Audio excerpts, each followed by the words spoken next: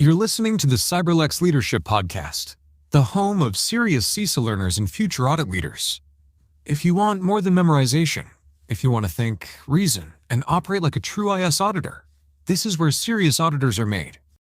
In CISA Domain 4, disaster recovery is not about having a plan. It's about knowing whether the plan actually works. Many organizations pass DR tests on paper, yet fail when real disruption strikes. Today's scenario exposes a quiet truth about operational resilience maturity. This is episode 21, the disaster recovery test that worked only on paper. CISA's perspective on DR testing is clear. Documentation is not assurance. Simulation is not equal to real recovery. Evidence matters. Testing must reflect operational reality. Lessons learned must drive improvement. Common exam traps include DR test passed, but no evidence. DR test executed, but not validated. DR test reviewed only by IT, not the business. DR scenarios unrealistic. No alignment with RTO and RPO missing dependencies in the test scope.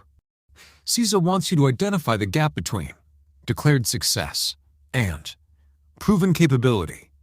Today's scenario teaches that distinction.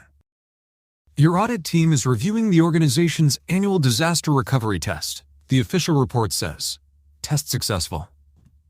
All recovery objectives met. At first glance, everything looks compliant. DR plan executed.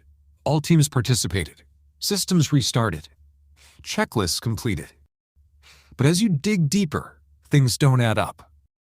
You interview application owners. One says, we didn't actually restore the production database. We used a small test data set. You interview the network team. They say, we simulated network failover, but didn't actually cut traffic. You interview business users. They tell you, we weren't involved. We haven't validated our processes at DR in years. You examine logs. Critical services were not restored in disaster recovery. The organization simply assumed they would work because they work in production. The DR test passed, but no actual recovery occurred. It worked on paper, not in reality. A junior auditor might conclude, the documentation says the test passed. All required forms are signed. Management approved the report. They evaluate the report, not the recovery capability. They check for completeness of paperwork, not completeness of resilience. This is where exam candidates often fail CISA questions. Audit leaders immediately probe deeper. They know a disaster recovery plan is only as strong as the evidence supporting it. They ask, 1. Was disaster recovery executed in a realistic environment?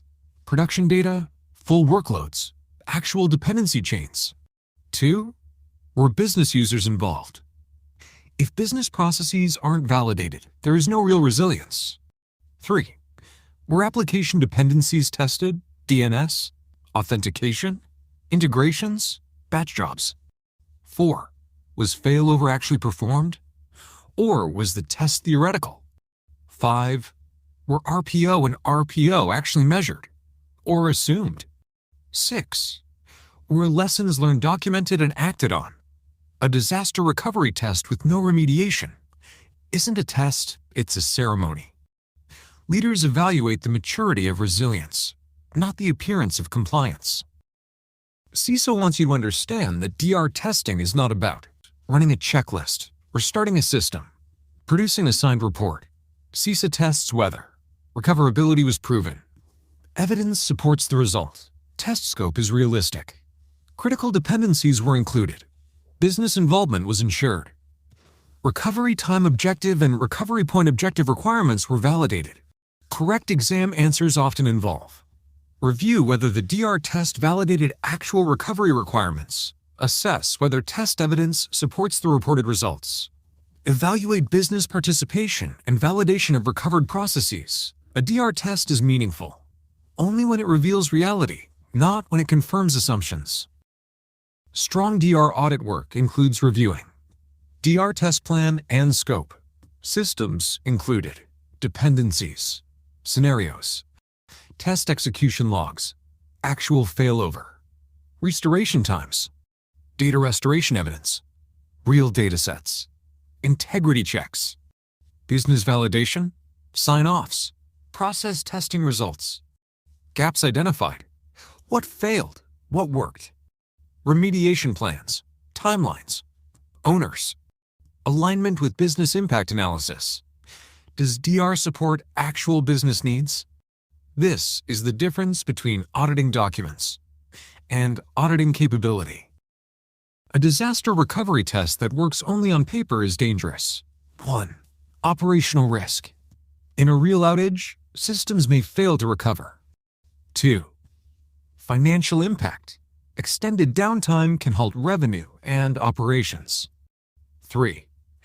Regulatory risk. Banking, insurance, and critical infrastructure require evidence of DR readiness.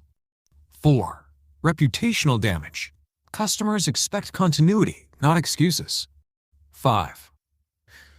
Governance breakdown. Leadership believes resilience exists, but evidence says otherwise. This is a high risk with enterprise-wide impact.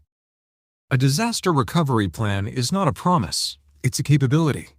And capability is proven, not declared. Resilience is earned through testing, evidence, and truth. You've just sharpened your audit judgment, and that's how serious auditors are made. For deeper mastery, explore the CISA Gold Standard series on Amazon. We don't just help you pass, we help you become someone the field can rely on.